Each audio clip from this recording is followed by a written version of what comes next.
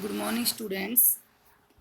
Previous class में मैंने आपको lesson second micro organism friend and food इसके बारे में बताया था कि माइक्रो ऑर्गेनिज्म होते क्या हैं, सूक्ष्म जीव, उनका क्लासीफाई बताया था। क्लासिफिकेशन को 4 कैटेगरी में बेसिकली डिवाइड किया गया है।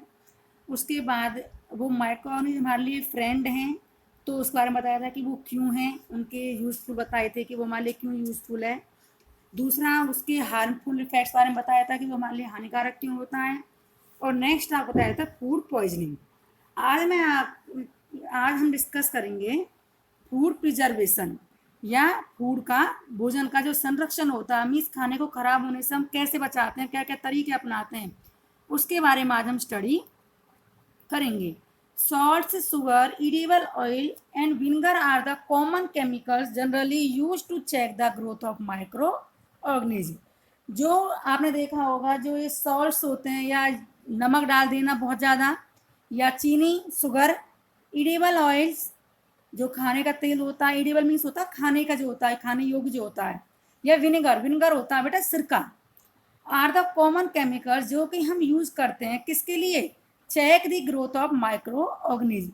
चेक मीन्स होता है यहाँ पर रोकना, उनकी माइक्रो ऑर्गेनिज्म की वृद्धि को रोकने के लिए जो हम ये सॉल्ट, शुगर या इडेबल ऑयल्स वगैरह जो यूज करते हैं, अपने खाने में जो डाल देते हैं, उन्हें कहते हैं हम preservatives. Therefore they are called preservatives, इसलिए ही इन्हें क्या कहते हैं हम, प्रिजर्वेटिव्स। और आपने देखा होगा जो मार्केट से अचार आता है, आपने देखा होगा उसमें बहुत ज़्यादा नमक होता है। क्यों होता है नमक? ताकि वो खराब ना हो। वैसे ही जैम वगैरह आते हैं मार्केट से, तो जैम के अंदर क्या होता है, शुगर होती है ताकि वो खराब ना हो। इडेबल ऑयल्स डाले होते हैं अचार के अंदर, बहुत ज़्यादा ऑयल भी होता है ताकि वो खराब ना हो। वैसे ही सिरका, सिरका को भी अचार में डालने से क्या होता है, वो अचार क्या है, खराब नहीं होता। Heat and cold treatment also inhibit the growth of microbes, और साथ में किसी चीज़ को ज़्यादा ठंडा कर देना या किसी चीज़ को ज़्यादा गर्म कर देना, दोनों ही मेथड क्या हैं, इनहिबिट, इनहिबिट मीन्स कहते हैं रोक देते हैं, किसको, ग्रोथ को रोक देते हैं, माइक्रो ऑर्गेनिज्म की, सूक्ष्म जीवों की या माइक्रोब्स की ग्रोथ को ये रोक देते हैं। अब नेक्स्ट है जो मैं बताई थी कि किसी को ठंडा करना, गर्म करना, फिर ये ग्रोथ को रोक देता है, तो उसके लिए उसको कहते हैं पेस्चराइजेशन ऑफ मिल्क। इसमें क्या होता है, पेस्चराइजेशन मीन्स होता है आंशिक रूप से, आंशिक रूप से किसी का निर्जीवीकरण करना, आंशिक रूप से किसी चीज को मार देना, पूरी तरह से नहीं, आंशिक रूप से ही, वो मतलब उसको अपना इफेक्ट नहीं कर पाते, फिर उसे कहते हैं पेस्चराइजेशन।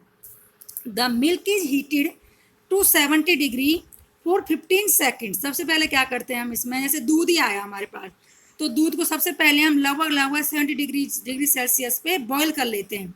उसके बाद 15 सेकेंड तक उसे गर्म करते हैं, देन सडनली चिल्ड, फिर उसे बहुत जल्दी से ठंडा कर लेते हैं, एंड स्टोर, और फिर उसे स्टोर कर लेते हैं। Such milk is referred to as pasteurised milk. इस तरह के मिल्क को क्या कहते हैं हम, पेस्चराइज्ड मिल्क कहते हैं, और वो दूध फिर खराब नहीं होता। अब होता है कम्युनिकेबल डिजीज। कम्युनिकेबल डिजीज क्या होते हैं, जो डिजीज एक दूसरे के संपर्क में आने से जो बीमारियां फैल जाती हैं बेटा, उन्हें कहते हैं हम कम्युनिकेबल। कम्युनिकेबल का मीन्स होता है संक्रामक रोग। संक्रामक मीन्स जो एक दूसरे के संपर्क में आने से जो बीमारियां फैल जाती हैं, उन्हें कहते हैं कम्युनिकेबल। और कम्युनिकेबल आप देख ही रहे हो, जैसे कि आजकल कोरोना वायरस, आप जिस वजह से हम सब घरों में बैठे हुए हैं, तो वो कोरोना वायरस है जो, ये भी क्या है, कम्युनिकेबल ही है। कम्युनिकेबल होता है जो किसी संपर्क में आने से पहले, और नॉन कम्युनिकेबल होता है जैसे कि आपको पी लिया है, तो आप भले किसी भी व्यक्ति के संपर्क में आ रहे हो, अगर आपको पी लिया तो आप किसी और को पी लिया नहीं कर सकते, क्योंकि वो क्या, नॉन कम्युनिकेबल डिजीज है।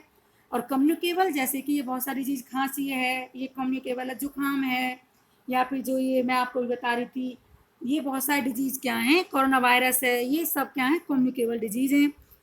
तो कम्युनिकेबल डिजीज क्या होते हैं, microbial disease that can be spread from an infected person to a healthy person. ऐसी बीमारियां या ऐसी disease that can be spread from, spread means जो फैल जाते हैं, किससे, इन्फेक्टेड, इन्फेक्टेड मीन्स है जिस, जो उस बीमारी की चपेट में आ रहा है, जिस व्यक्ति को बीमारी है, उस बीमारी से दूसरे बीमारी में किसी दूसरे पर्सन में जो कि हेल्दी, जिसे कोई बीमारी नहीं है, लेकिन अगर वो इन्फेक्टेड पर्सन के संपर्क में आ गया तो उससे वो बीमारी उस हेल्दी पर्सन में हो जाती है। जैसे कि कोरोना वायरस ही है, अगर आप किसी कोरोना वायरस वाले बंदे के इन्फेक्टेड पर्सन के संपर्क में आ गए तो वो कोरोना वायरस हमें भी हो जाता है। Next, through the air, water, food और फिजिकल कांटेक्ट। ये कैसे फैलता है? ये हवा के द्वारा फैल जाता है, ये पानी के द्वारा फैल सकता है, और अगर आप उसके फिजिकल कांटेक्ट में आ गए, जैसे आपने उसका हाथ टच कर दिया, तो इस तरह से क्या होगा, फिजिकल कांटेक्ट में आने से भी जो ये कम्युनिकेबल डिजीज़ हैं ये फैल जाते हैं। Next, vaccine. वैक्सीन क्या होते हैं बेटा? टीका। जो टीकाकरण होता है, टीका क्या होता है? एक तो होता है जैसे हमें इंजेक्शन लगते हैं, वो तो हमारे ऐसे मान लीजिए हमें कोई बीमारी हो गई, पीलिया ही हो गया या कोई भी बीमारी है तो पीलिया के बाद इंजेक्शन लग रहा है, तो वो तो होने के बाद लग रहा है। लेकिन वैक्सीन में क्या होता है, वैक्सीनेशन टीकाकरण में क्या होता है, ये उस बीमारी को होने से पहले ही वहाँ पर क्या होता है, उस बीमारी से बचने के लिए वैक्सीन दिए जाते हैं ताकि वो बंदा उस बीमारी के किसी भी, जैसे मान लीजिए हमें मीजल्स खसरे का टीका लगता है, तो खसरे टीका क्यों लगता है?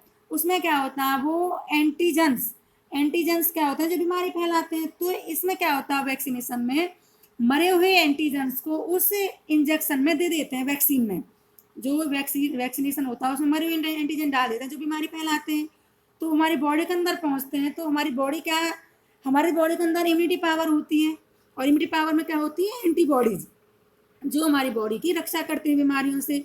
तो जैसे ही वो मरे हुए एंटीजन हमारी बॉडी में जाते हैं वैक्सीन के थ्रू, तो हमारी बॉडी क्या सोचती है कि हमारी बॉडी का जो इम्यून सिस्टम वो सोचता है कि एंटीजन आ गए, बीमारी फैलाने वाले एंटीजन आ गए। जिस बीमारी का आपने वो जैसे मीजल का ही दिया है तो वो सोचते हैं कि मीजल के एंटीजन आ गए, ये बीमारी फैलाएंगे अब।